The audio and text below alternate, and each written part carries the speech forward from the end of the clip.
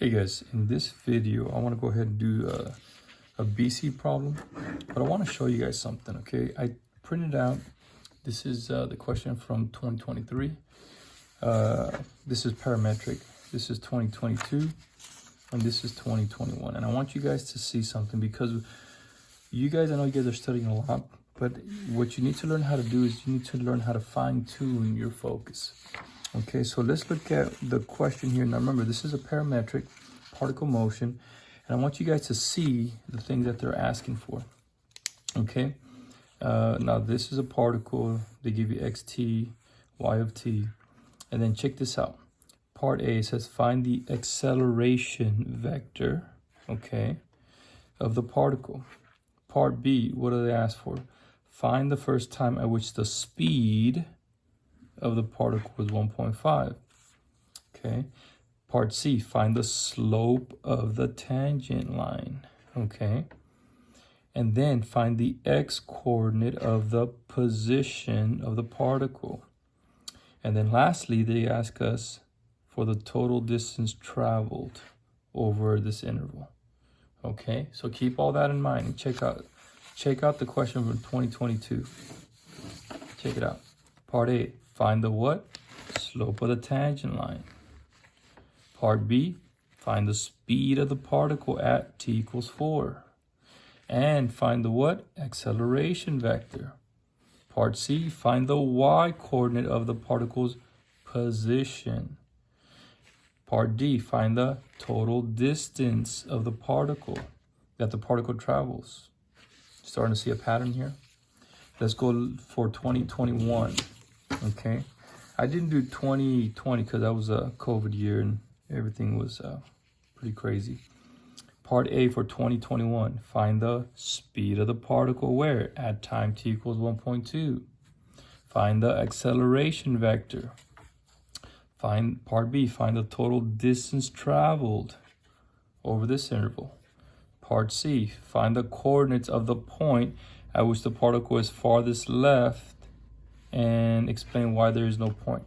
So this is the only one that was a little bit different. Okay, but that's not hard to find at all. So if you know what to look for, guys, these questions aren't very difficult. Okay, so let's go ahead and do these questions from 2023. And I reprinted them so I can give myself some space. So let's go ahead and do some of these. All right. Now I forgot to put part A here, but for the time between 0 and pi, a particle is moving along the curve shown in this position. X of t is not explicitly given. Y of t is 2 sine of t. All right. It's known that dx dt is equal to e cosine of t, and at time t equals 0, the particle is at position 1, 0.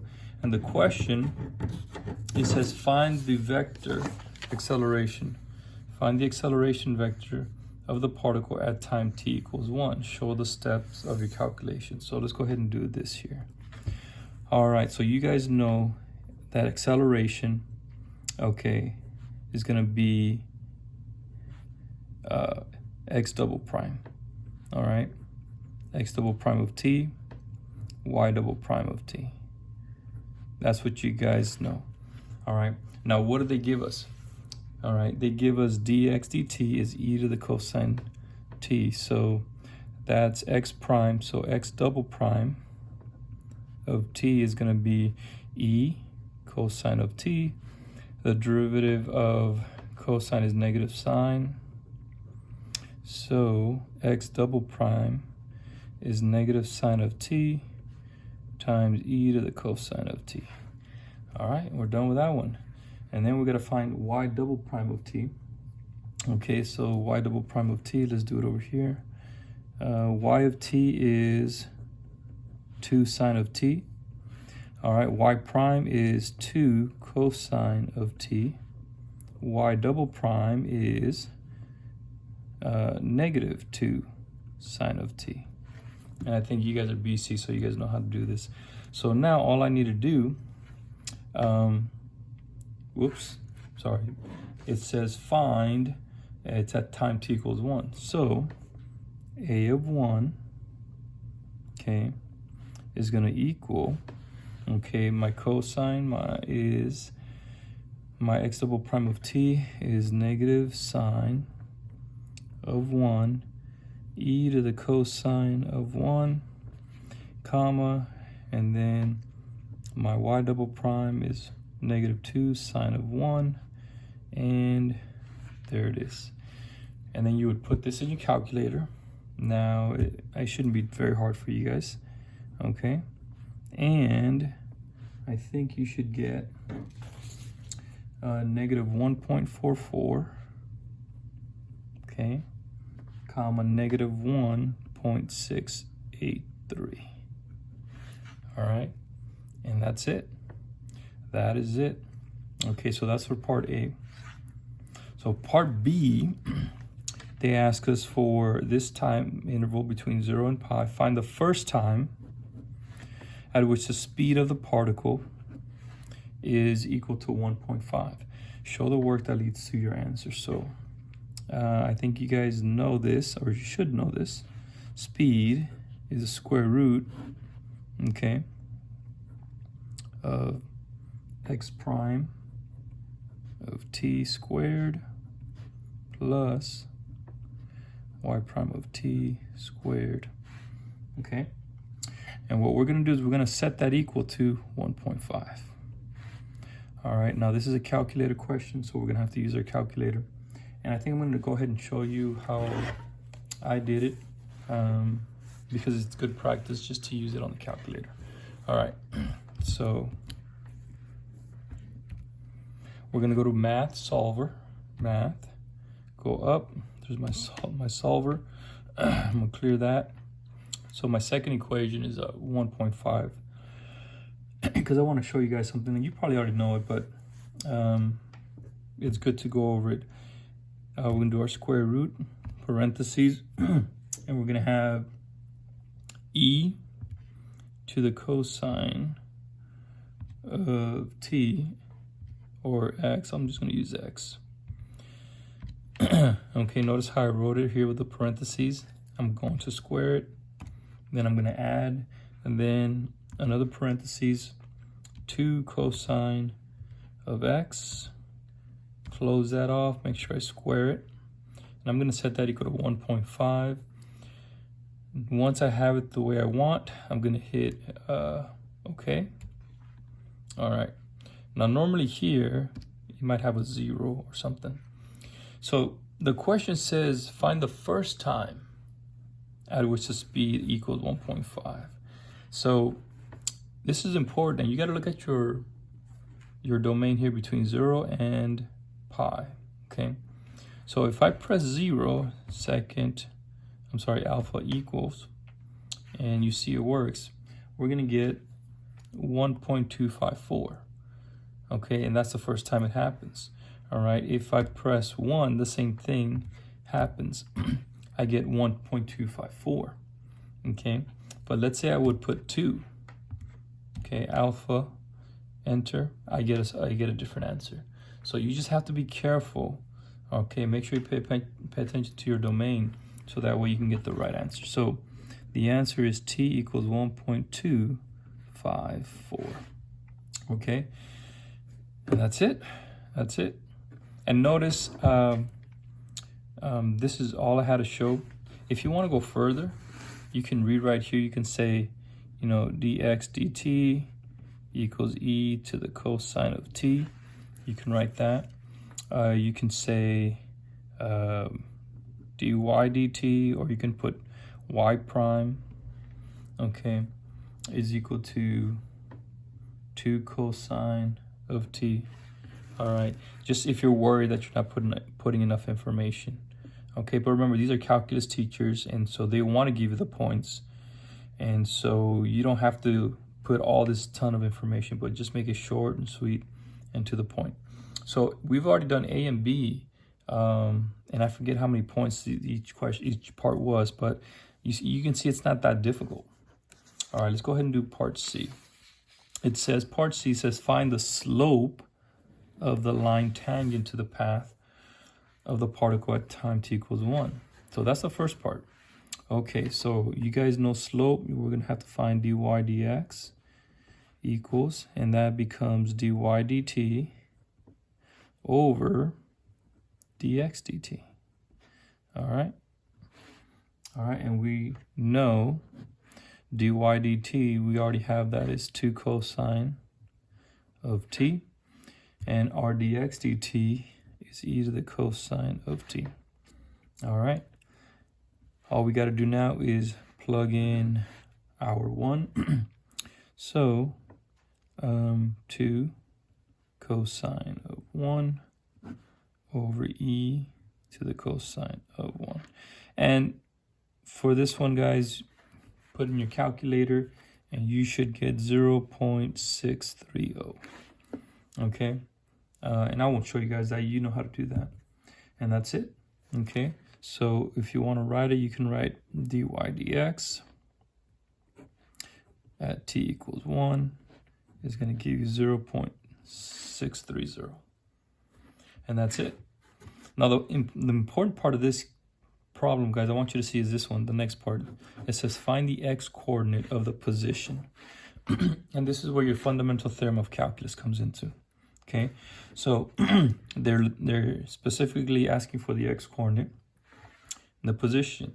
So excuse me, how do we find position from the rate that they gave us, right? They gave us dx dt. Okay, well, if you integrate the rate, you end up with position. So if you integrate, well, from where to where? Well, from 0 to, what are they asking for? 1. So from 0 to 1 of dx dt, I'm just going to put x prime. All right. Well, fundamental theorem of calculus, right? You're going to get x of 1 minus x of 0. All right. And then what do you do? Let's rearrange it. So we want to solve for x of 1. That's what they're asking for. So x of 1 is equal to, I'm just basically going to bring this guy over here, the integral from 0 to 1 of x prime of t dt plus x of 0. I probably should have put this guy in the front, but oh well. Either way. All right. So now I'm running out of room here. Let's go over here. So we have x of 1 is equal to the integral from 0 to 1. X prime is e to the cosine of t dt. And then plus, what's x of 0? That's your initial condition. And it tells you our initial condition, okay, is at 1. You see that x coordinate 1? All right. And there it is. Okay. All right, and now all I got to do is plug this into my calculator. All right, and you should get 3.342. I think I'm just going to go ahead and do it. You guys probably know how to do it, but there might be somebody who doesn't, so let's just go ahead and do it. So we're going to go math 9. Okay, we're going to go from 0 to 1. All right, now remember, everything's got to be inside those parentheses. All right, we're going to write e to the cosine. I'm just going to use x. All right. And then dx, and then plus 1. Okay. And there you go, 3.342. I'm going to round it 3 decimal places. And that's it. That's it, guys. Was that hard? No, it wasn't. Not hard at all. And so when you're doing these, as soon as you see it's particle motion, be ready for these type of questions, okay? But I guarantee you, you see they're going to ask you position. They're going to ask you the fundamental theorem. I promise you. And for you BC students, if you watch my videos from AB, you guys know that fundamental theorem gets asked a lot. So, that's just like Calc 101. All right, guys, last one.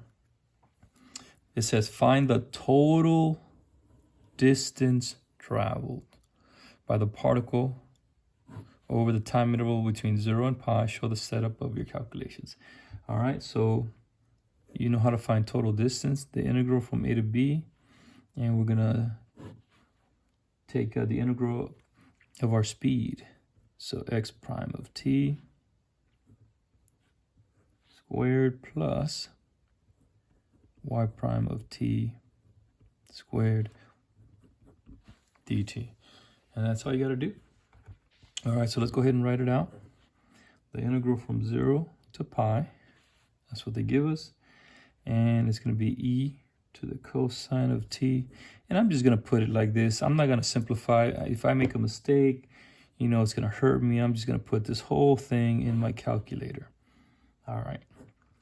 2 cosine of t squared dt. All right. So and if you put all that in your calculator, you should get 6.035. Okay. But just to make sure, let's go ahead and do it. Okay. All right. We're going to do, math 9. We're going to go from 0 to pi. All right. So remember, these little parentheses there, everything's got to go inside of there. So I'm going to put my square root symbol first. Then another parentheses, e to the cosine of x. Okay. Close that little x. Close it again. Whoops. Delete. Uh-oh. Let's go back here. Okay, delete that guy. All right. All right, here we go. And then you see how this parentheses encloses the e to the cosine of x? Okay, and then I'm going to square it. All right. And then I'm going to hit plus. And then I'm going to put parentheses 2 cosine, all right, of x. Close that x. Another parentheses to close that because I'm going to square it. And there it is. So let me just double check here. Parentheses squared. And I think I have an extra parentheses in there. Here we go. Right here. Here we go. That looks a lot better. And you just got to be careful with using your calculator because, you know, any little mistake can cost you. All right, with respect to x, and let's see if we get 6.035. There you go. 6.035. And there it is. All right, guys. So hopefully, was that hard? I don't think so. It's very doable, guys. Very doable. But you have to know what to look for. You have to know what they're going to ask for. If you fine-tune your focus, believe me, you're going to do well. All right, guys. We'll see you on the next one.